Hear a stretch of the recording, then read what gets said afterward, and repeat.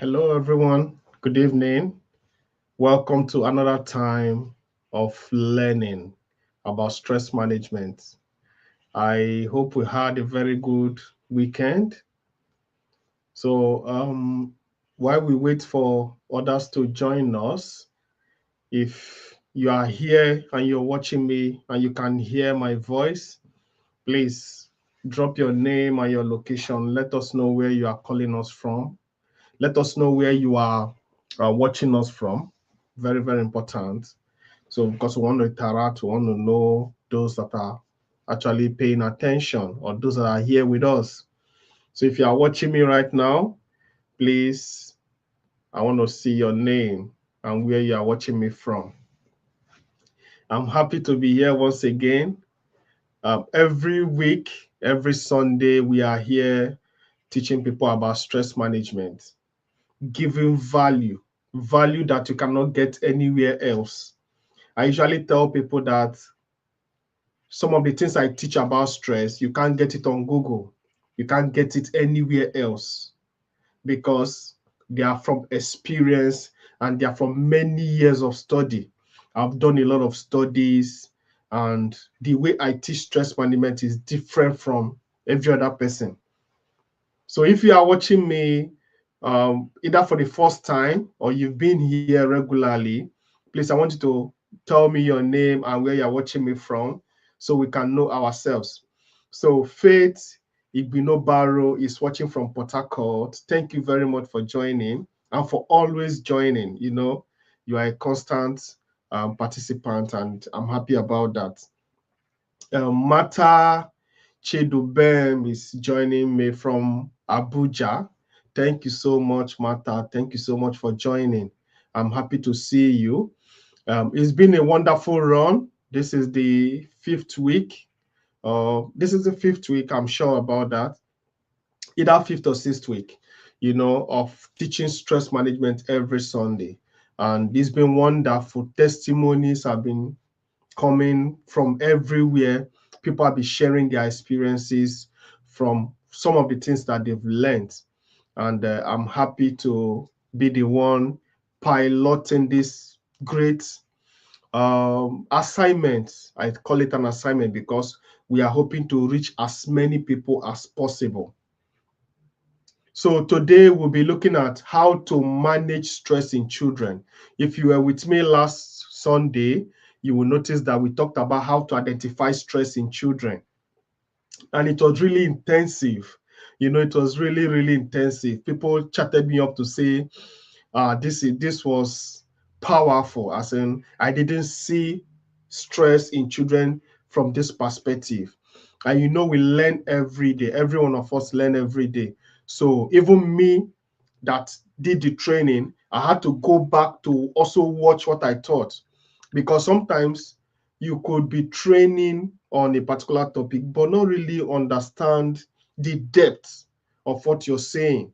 So, but when you listen to it again, you grasp the depth and it becomes more powerful and more meaningful to you. So that's exactly what happened. We're expecting more people to join us. We're expecting more people to join us. So if you are watching me, you can do well to send the message or the invite link, the YouTube link to friends to say, I want you to participate in this topic because it's going to help you.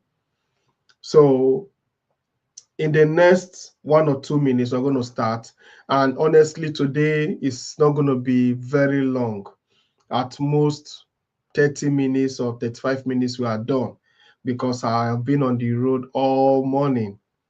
I traveled all morning, and I just came back this evening, so I also need to apply my stress management strategies on myself by taking out time to also rest. But because we are committed to this particular project, that is why I have to appear, despite the fact that I'm stressed, I have to appear. So, Madam Ogamba is also here. Fantastic. So if you are joining us, you're just joining us, please, your name and where you're joining us from. It's very important to interact with ourselves. Very, very important. So we know ourselves and I'll know those that are here. It will help in some of the things that I'm going to say, you know. So if you know there is somebody that needs to be here and is not here, please copy the link, just the YouTube link, or just forward the YouTube link to the person to say, I want you to join this. You know, the more we share the news, the more impact we make. This is more like a project, and you guys are the ones helping me push the project, you know. So it's not a one-man thing, it's a community thing. If everybody does his bit, you know, the world will become a better place. My own job is to train, to teach what I know. Then your own job is to listen and also to invite others to share with people to come listen to what you already know. So that way you and people around you are at the same level when it comes to stress management. So if you know you have not invited anybody, it's your duty. It's not a right though, but it's a duty for you to actually copy the link and send to your friends. So a few people have joined us. Renoche, my friend, is here all the way from Abuja. And Rose is also here. Wow, Rose is here from Lagos. Judith is here from Abuja. Fantastic. So I can actually go on from here. Others will join us. So today we're going to be looking at how to manage stress in children. If you read the post I made today, you would know how much um, value, how much impact stress in children actually has on me, you know, because I see a lot of children going through stress and cannot express it. Then the adults who should know better are putting more stress on the children. So in your house, you're supposed to be the stress manager, but instead of being the stress manager, you are the stressor. You are dispensing stress on your children. That is a big problem. I made a post this afternoon about the children that were released from the bush. You know, some children were kidnapped in Oyo, and they spent about 52 days with the bandits. After 52 days, they were released. Well, the governor, which is Governor Sheyi Makinde, was magnanimous enough to say, okay, send them to the hospital and let them spend 48 hours in the hospital for medical examination. That is fantastic, because some of them would have come down with infection, skin infection, oral infection because they've not brushed for many days, or some of the ladies could come down with STDs, you know, because they've not showered for many days. There could be medical conditions that they are exposed to that will warrant them to actually need the services of a doctor, you know. But there's something that everyone is missing out, and the government and everyone, the stakeholders, have been missing this for years now, starting from the time of Chibok even till today. Children are kidnapped, and they spend days with the kidnappers, you know. Then they are released, and do you know what? The government release them to their families, and they go on to live their normal life. How about the trauma? How about the psychological trauma? How about the physical trauma? How about the impact of the trauma on these children? How about therapy? How about healing? What is the system, the strategy that the government have put in place, or those who should know better have put in place to reintroduce these children to the society and to the school, to the classroom? Because if as a child you were kidnapped from your school, the tendency that you're going to hate education is very high. So you assume that everything is all right with these children, and then you just send them home to go and be with their parents. Their parents have no idea of how to manage stress or trauma, their family members might even introduce more trauma by asking them to say what they experienced. As they are saying it, they are becoming more traumatized. They might perceive odors or see things that they saw in the bush, which can trigger the memory, and then they become traumatized again. They could even start experiencing nightmares because of the trauma that they went through in the bush. Then here we are in an attempt to salvage this situation. We just send them to the hospital and ask them to go home to be with their parents. Meanwhile, the bad guys are being rehabilitated into the society. They are being trained. They are taking through some processes before being integrated into the society. But the victims are neglected. The victims are neglected, but the culprit and the abuser and the criminal is being relegated into the society. What an irony. The people who need the healing and the therapy are sent home without anything. Then the people who committed the offense are being given therapy and reintegrated into the society. That is absolute madness. So I cannot do the job of the government.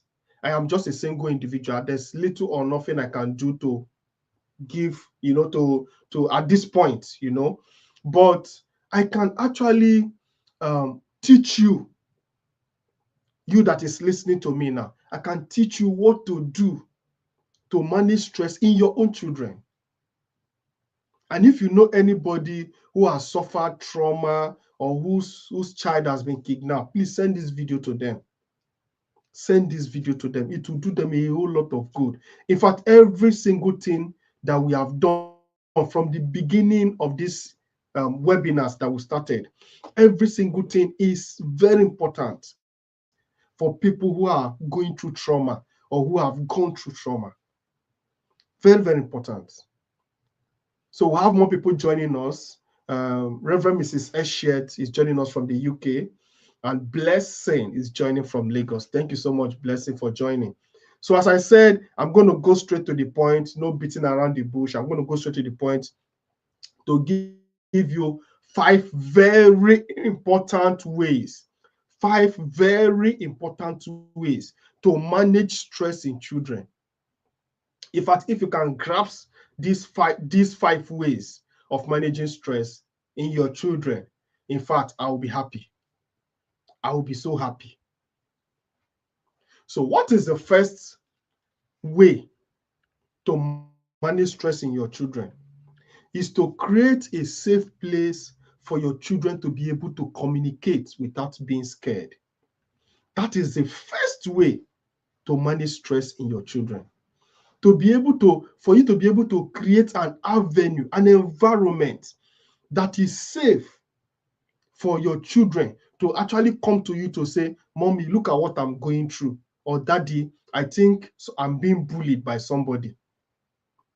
If there is no communication, if that environment is not created, your children will be under stress, turn to something else, something evil, and you will not know. I heard a story that actually made me angry. A child was being molested in the home where the father is and the mother is. And this child was molested by an uncle living with them for almost 5 years. Yet the father was not aware, yet the mother was not aware. This child couldn't tell the father and the mother. This child had to go and tell somebody else in school to say, look at what I've been going through. In fact, there's one I heard recently where a police officer was actually sharing it. The uncle in the house told the girl, is it the uncle or the stepdad, told this small child that since you are not my child, I cannot take care of you. But if I sleep with you, then your blood will not become my blood. Then I cannot start taking care of you. And the innocent child believed him and started sleeping with him until somebody came to create an awareness in school. And this child went to meet the teacher to say that I don't think sleeping, if an uncle is sleeping with me, I don't think it's a bad thing. And they were like, how do you mean? He said, because my stepdad is sleeping with me, and he told me that it's a very good thing that our blood has become one. That was how the police got involved. Guess what? The mother was not aware. The mother was not aware. So how will your child be molested, be abused sexually in your home, yet you are not aware? You cannot read the signs. So if you missed the last webinar, we talked about how to identify stress in children. Please go back. Go back and watch it. It's still on the same channel. And of course, you need to follow the channel, click on the follow button and click on the notification so you can get messages anytime we go live. I don't need to send you reminders. So once we go live, you'll be notified. How to identify stress in your children. That's what we spent the whole of last Sunday talking about. But today we're talking about how to manage it. So create a safe space in your home where your child can be able to talk to you about anything and everything. Your child should be close enough to you to say everything and anything, and not be scared that he's going to be beaten for saying or for airing her opinion or his opinion.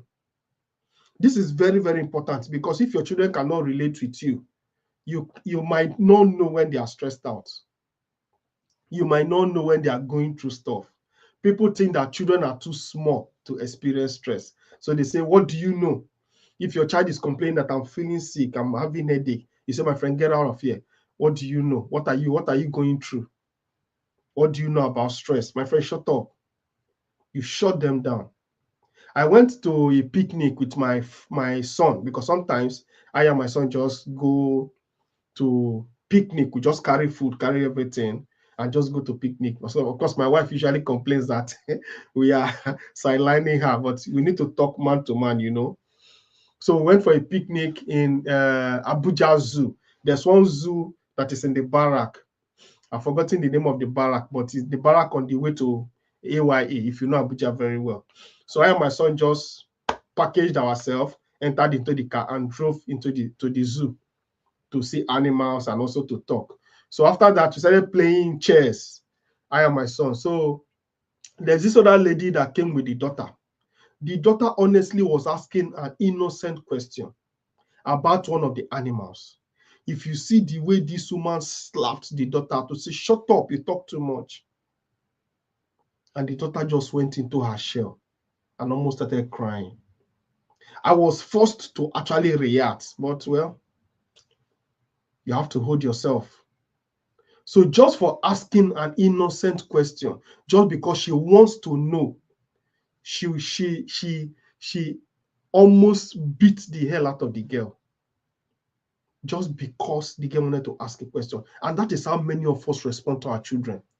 Because our children are always asking questions because they want to know more. You shut them down to say you ask questions too much. Keep quiet, you talk too much. And because of that, they go into their share and they never speak to you anymore. So create a safe environment where your children can actually air their opinion and be free with you. It will help you to manage their stress. The second thing is teach them healthy ways to express their emotion. Sometimes children express their emotions with anger. They are always angry, or they throw tantrums. I've seen children that when they get angry, they start breaking things, or they start smashing things. Do you know this thing starts from childhood? I'm talking about 2-3 years. That is when it starts. If your child that is just barely 1 year, 2 years, is already destroying things when he's angry, you are in for a serious trouble. A little child, anytime you offend the child, if he's eating something, he will scatter the plate, he will throw whatever, or the toy, if he's playing with a toy, he will use it to hit the ground. You are in for a very big trouble. So it is at that age you start controlling it. You start teaching them better ways, healthier ways to express their emotion, other than just smashing things or hitting things. And that is where a lot of people developed hot temper from. Hot temper doesn't start in the adult. Hot temper starts when you are a child. Some people say, I'm always hot tempered. You were not, you were, the hot temper didn't start when you became an adult. The hot temper started even as a child. So there are healthy ways you can actually help your children express their emotion. First of all, you need to let them know that anger is a normal emotional response to events or things happening around you. Sadness is also a healthy way to respond. Fear, frustration, they are all healthy. But what you are teaching your children is that they can be controlled. You can manage how you respond to these issues. The fact that somebody makes you angry doesn't mean you need to be angry. And even when you are angry, there are some things you can do to calm yourself down.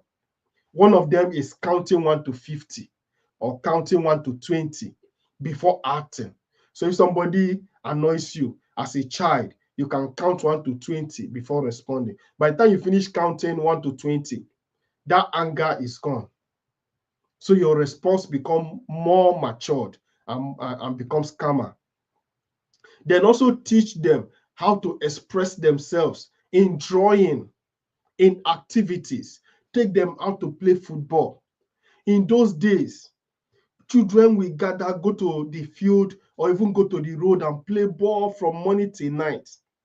Play very well. That there was a kind of communal living. But these days, everybody's locked up at home. You lock your children up at home. You don't even want your children to interact with your neighbor. So how will they express themselves? How will they be able to know how to respond? How will they even identify when they are being angry and how they respond to anger? Because they are never angry where you are. So it is when you go to school that the teacher will start telling you how your child is responding among his classmates, because they have zero relationship with anybody. The only relationship they have, or friendship they have, is with you and your husband, or you and your wife. So your children don't know how to respond to other children. When they go to school, they exhibit extreme behaviors because they were never taught to interact with people in a healthy way. So you will do your child a whole lot of good if you teach your child how to interact with others, how to play with others. There are some children that when you ask them to play with another person, they start fighting immediately. That's because they lack the ability to communicate with others without resorting to anger. I told you the other time that anger is a form of communication. If your child is angry, your child is communicating something. So anger is communication. So if your child is always angry, if he plays with his friends, it will end with fights. That should tell you that something is wrong with the child. And that should give you an idea of how to start to teach the child how to relate with others. That it's not about anger, it's about expressing yourself with words and saying it the way it is without getting angry. There is nobody that doesn't get angry. But what you do while angry, that is where the problem is. The third thing that you can do is to establish predictable routine. So some children feel very safe when they know what to do in the morning. They wake up in the morning, they pray, After prayer, they brush their teeth. After brushing, they shower. After showering, they take their breakfast and they get ready for school. So if you establish a routine, a healthy routine for your children, it's easy for them to manage stress because things don't happen accidentally, everything is already planned out. And that helps your children to be more organized. There are some children that are never organized. So once you give them a routine, they can't follow it because from home, they were never organized. Create a routine for your children. Let them know what to do from when they wake up till in the evening. You can give them the period to go and play, give them time to say, okay, go and play. Play with your iPad, play with your phone, play with your friends. But when it is time to sleep, make sure they go to sleep. When it is time to sleep, my son already knows. We have already discussed it. He will just switch off whatever he's doing and he go to bed. So when there is predictable pattern, children are easily able to adjust and manage stress, because nothing is happening accidentally. Everything is already planned out. And there is a way the brain operates. The brain actually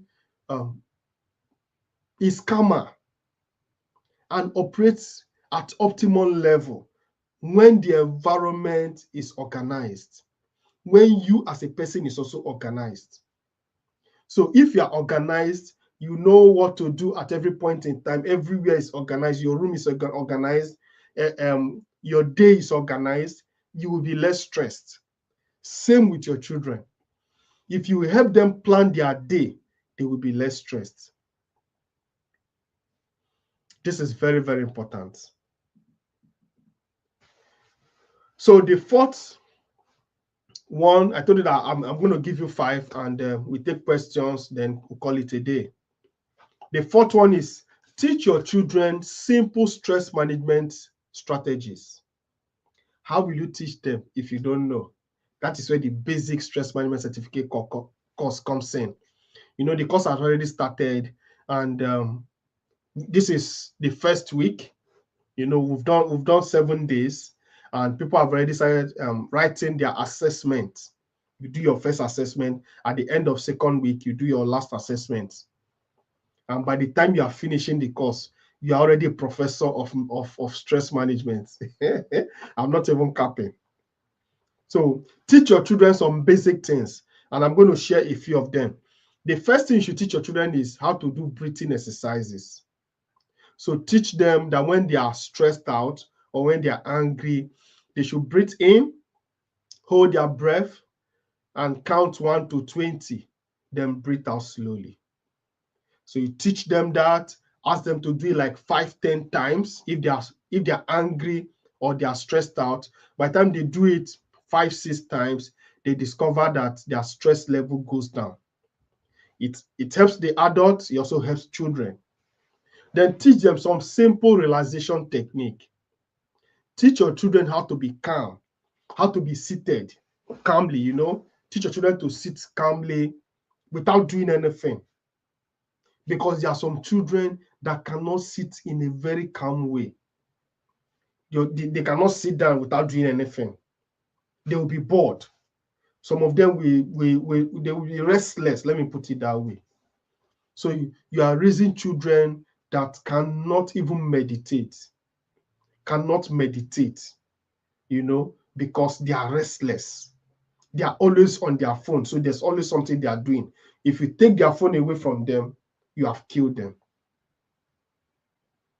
So teach your children relaxation techniques. Teach them how to do guided imagery. Guided imagery is closing your eyes, thinking about a very beautiful place, and remaining in that position of thought.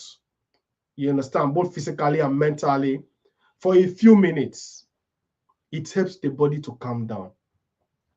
Then teach them that when they are eating, they shouldn't be doing anything else. There are some children, when they are eating, they are playing video games, or they are watching YouTube. So when your children are eating, tell them to focus on the food they are eating. It is called mindful eating. So they focus on the food, they chew the food properly, and they focus on what goes into them. That way the food is properly digested. There are some children that finish a whole bowl of food without even being aware that they are eating, because their mind and their concentration is on their phone. So they are just eating food, and before you know it, before 5 minutes, the food is gone, because they are rushing so that they can go and continue with whatever they are doing, their games and all that. It shouldn't be that way. So when your children are eating, make sure that they take their time to eat very well. Also, teach your children self-confidence. Being a very confident child will boost their morale and their image and the confidence, so that even if they are stressed out, it will not affect them so much. Because low self-esteem is a very big stressor for children. Very low self-esteem.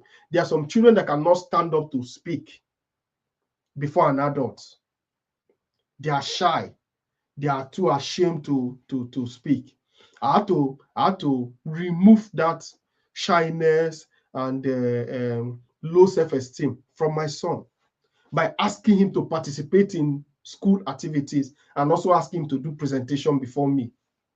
So I give him a topic and ask him to do a presentation on it. Tell me everything you know about it. So assume I'm the audience, so teach me, And that's exactly what it is. So from that, started boosting his confidence, Now he can speak to anybody. He can stand up and express himself. That is one thing I have learned about children born in the UK and some other Western countries. You see a child that is 2 years. The child that is 2 years can actually speak to you, express himself, and tell you whatever he wants to say without being scared of the consequences of what he's saying. That's another level of boldness. So, but most of the children that we give birth to in Africa and some third world countries, they are so timid, they can't even look you in the eyes to speak, because they were taught that if you look at an adult to speak, you are being disrespectful. And that has affected them. For example, me that is a public speaker today, if they told me when I was in primary school or secondary school that I was going to be a public speaker, I will not agree. I will tell the person that, please, you don't know what you're talking about. The only thing I knew how to do was to go for evangelism and preach. But if you say, come and teach any other thing, you have killed me. Even in class, I can't even stand up to ask questions. I was so timid. I was so shy. In fact, it was very bad that I couldn't even walk on the street with my cousin who was a lady. I couldn't even walk on the street. I was looking at, my face was on the ground. I couldn't look up. That was to tell you how timid I was. Until I entered into the university and I started participating in students' activity. That was what boosted my morale and made me who I am today. So, but your child doesn't have to wait until he gets to the university to build self-confidence. You can start building it now. Give your children assignments. Give them a topic to go and research about and ask them to do a presentation. Give them a laptop. Let them do a PowerPoint presentation. Especially if your children are above 10. So some of them are teenagers. Ask them to do a presentation before you. So from there, it will build their confidence. And before you know it, they will start standing in different platforms and they'll be able to express themselves. So finally, your children will not understand what stress management is if you as an adult don't even know how to manage your own stress. Because sometimes the stress the children experience is a transferred stress from you as an adult to the poor children. Let me give you a typical example. Maybe you had a very stressful day and somebody annoyed you and you come home very angry. What do? You pour out the frustration on your children. Or if you're having an issue with your husband or your wife, what do? You pour out the frustration on your children. You beat the hell out of your children, despite the fact that they didn't do anything.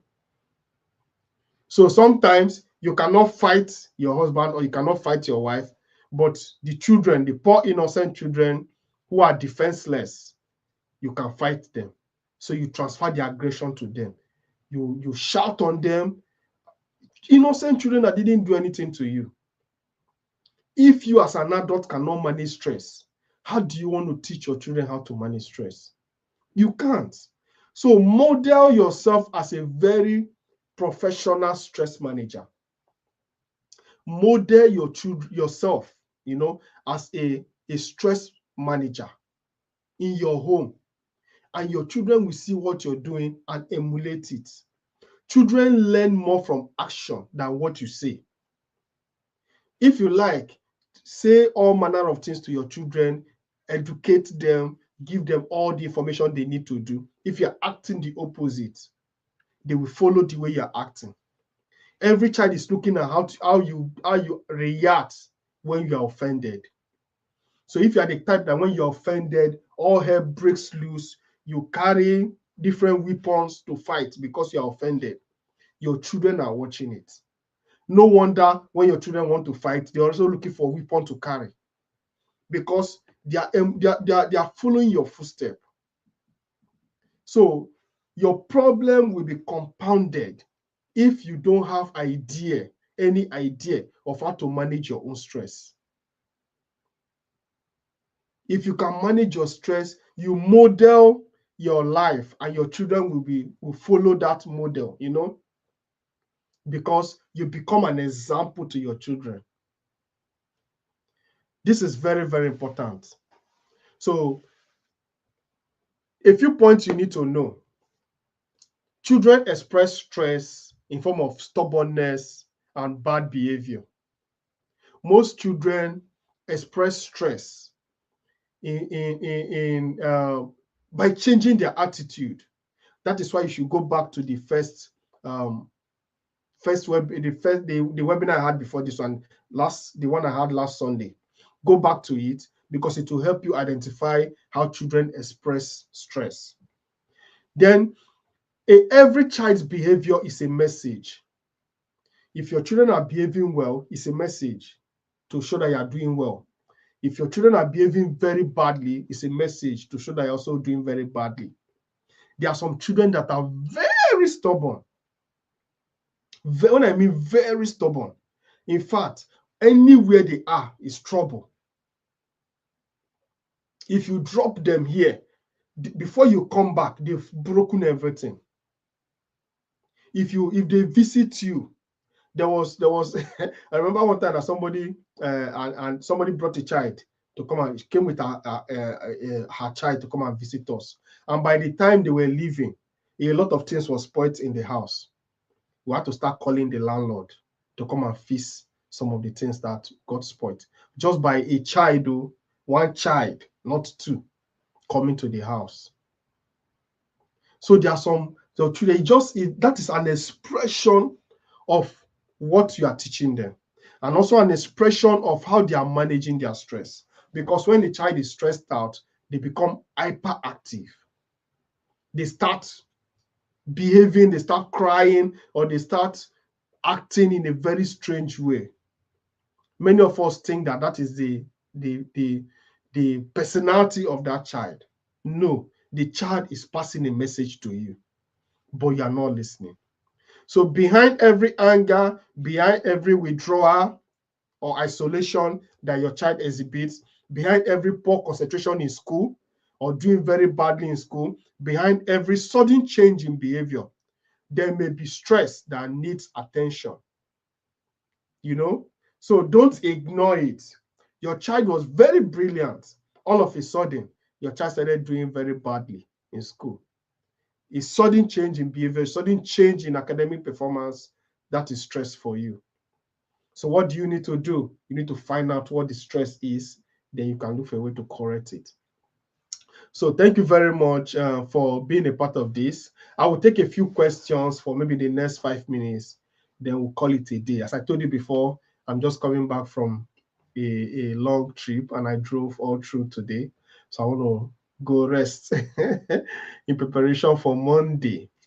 And also this weekend, there's going to be a conference in London. People are coming from all over the world. When I mean all over the world, people are coming from Europe, from US for this conference. And I'll be speaking at the conference. If you are in London or you're in the UK and you want to be a part of this conference, just send a message or drop a comment. I will contact you and send you the details. This is very important. This conference is starting from the 17th of July to the 19th of July, which is Sunday. And of course, all our products will be there. We're setting up a stress management clinic in the conference. We're going to do detoxification. We're going to do massage, different forms of massage. We're going to, all my books, all my bio days, pendant, bracelet, everything will be available. So we're going to have a clinic, and there's going to be free BP check and free sugar check. So if you are having issues with your blood sugar, or you just want to know, that's an opportunity for you at the conference. So if you're in the UK and want to be a part of it, please drop a comment in this video, and I'll contact you and send you the details. So is there any question from everybody that is watching? If you have any question for me, this is the time to ask. I'll put it up on the screen, then I'll give you a detailed answer. In the next 5 minutes, we just do this and we'll call it a day. I want to also encourage you, while people are typing in the question, if there's no question, it's fine. But I want to encourage you to share this video to somebody who might need it. This is very, very important. Share this video to people who might need it. There are people out there who may need it.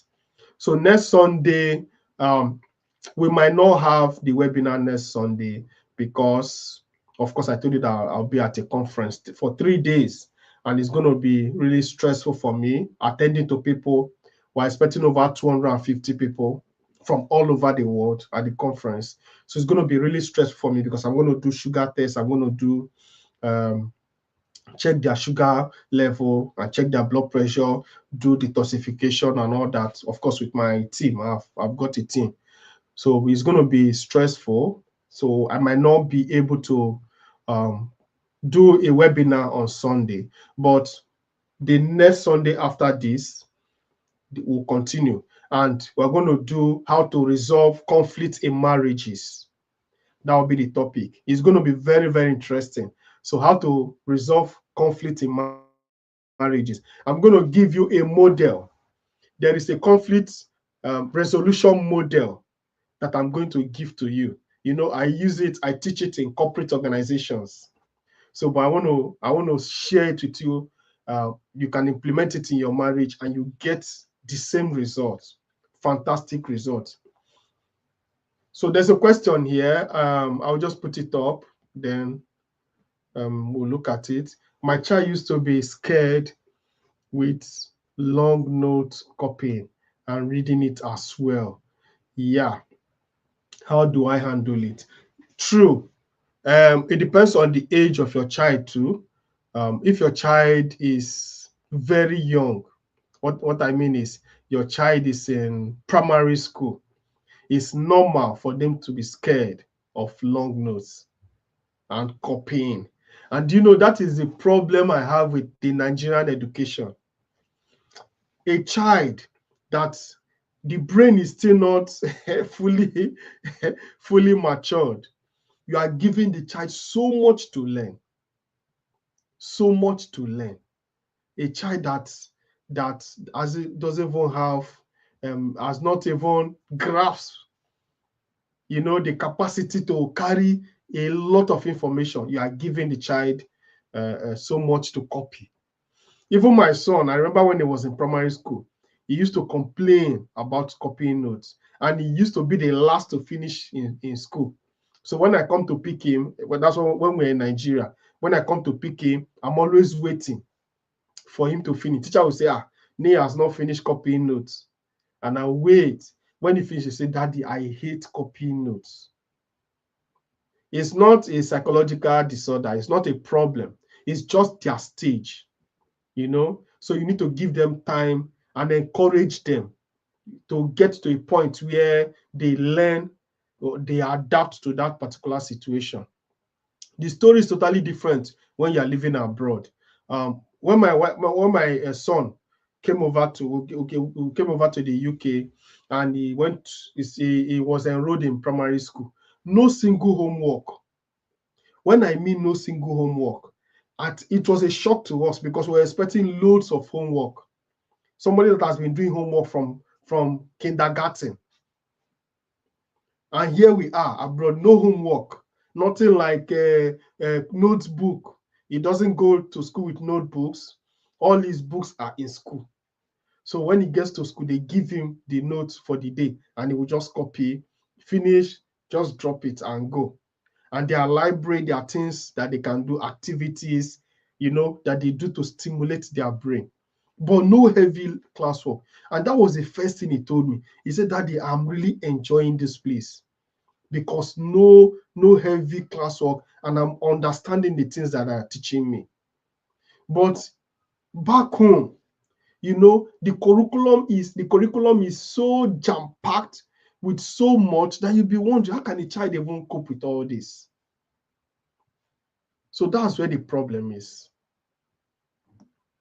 We'll take more questions. Okay, so I've got one here. Thanks, doctor. For how long does it take for a child to recover from stress, e.g., sexual abuse? There is no length of time. The child has recovered if the child remembers the situation and doesn't exhibit any form of emotional response like fear, anger, or crying. That is when you know that your child has healed. A lot of people have different healing processes, healing stages, healing duration. There's no time limit. You can't say in 6 months the child must have healed. Some children can heal under 1 month and move on with life as if nothing happened, while others will take 5 years to heal. But you need to be patient with that child. I did in one of the webinars, we talked about the 5 stages of grief. The 5 stages of grief. If you watch it, it will give you an idea of what stages the child will go through to be able to recover fully. So I recommend that you go back to it. All my videos are in this channel. You are watching me on YouTube now. So all you need to do is to subscribe to my channel and click on my channel. You will see all the videos that I have. Then you can select the ones you want to watch and just watch it, then move over to the next one, because someone is asking me for the link for the last webinar. So I'll post the link here, but just click on the channel, click on my picture. You'll see all the videos that I've ever posted on YouTube. You can choose anyone to watch, and you will see the series that I'm doing. Last week it was how to identify and manage stress in children, part 1. So you definitely see it. Another question is here. Let's show it. Okay, so let's show it now. My daughter prefers to write a letter to, in order to air her opinion or complain or complain. Okay, she just prefers to write notes and drop it for me to read, but does not do that to her mother. Oh, okay. That is not actually right, though. Writing a note to the father when he can actually speak to the father shows that there is still a barrier. The child feels freer writing a note when you are not there. So it means that there's a barrier between you and your daughter. You need to break that barrier. The easiest way for you to break that barrier is to take your daughter out.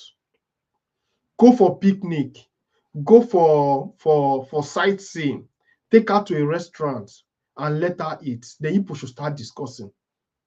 Just ask a few questions. The first time, the barrier might still be there. But when you do it the first time, the second time, by the time you're doing it the third time, the barrier is broken. And there is a big barrier between some children and their father, because men are always firm, men are always tough, men are always not there. Most men are not there. They are always busy at work looking for money. So the women are the ones that are very close to the children because they interact with them more. And so the children are more open to express themselves to their mother than their father. So if you are noticing this, it's not actually right for your child to prefer dropping a note for you. No, it's not right. So what you need to do is to develop a bonding. Take that child out. Tell the mother that I want to take so and so. If the child is Chisom, I want to take Chisom out. I want to take Deborah out, and just to go out for lunch, or just take a stroll, or go for picnic, a proper picnic with food, with drinks, with mats. You go to a quiet place and you people sit down and talk. So when you do that, you open up the channel. You open up a channel for her to express herself, and before you know it, she will start talking to you as she's talking to her mother. But don't accept it. This is not right. Don't accept it. No child should write a note to you and to express herself. It doesn't really make sense. So I want to see you with a testimony by the time I'm coming in 2 weeks' time to say, okay, you suggested this and I got results. That is what I want to say. So I want to also make it general. Make out time to go for family picnics. Make out time to go for vacation. You don't need to travel to Italy or to Dubai for vacation. You can, if you are living in a place like Abuja, you can travel to the zoo for vacation. It doesn't have to be many days. It can be a few hours. It can be a Saturday. I say this Saturday, everybody prepare. We are going to the zoo. We are going to park. We are going to Millennium Park. Or if you're in Port Harcourt, there's a very popular park in Port Harcourt. I've forgotten the name now. We are going to the park. You put a mat, everybody sit down, you dish food, everybody eats, then you start discussing, start playing game. So what you are doing is you're trying to open up a connection with your child. Especially when you bring games, you can bring games like Ludo, like chess, like what. These are the games that I play with my own child. When you start playing games with them, they start discussing things with you unknowingly because they are seeing you at their level now. They now see that you understand what they are going through. You are now relating with them at their level. But if you are relating with a child from above, as the father, as the mother, they will do things you will not know. They will do things you will not know. And the day you will discover what your children are doing, you'll be shocked. That's because there is no channel between you. There's no source of communication between you and your child. And that is a very big problem. So do you have any more questions while I get the link for the last time?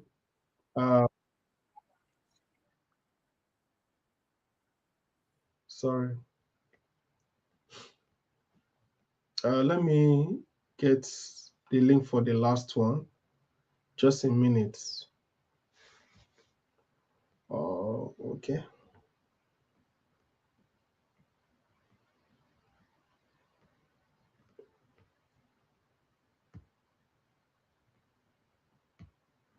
If you have any more questions, please just drop it in the comments and I'll definitely attend to you. If you are not following me, please do well to follow me, the Stress Manager, and you'll be happy you did, honestly. You'll be happy you did. So I'll get the link now. Share. Copy link.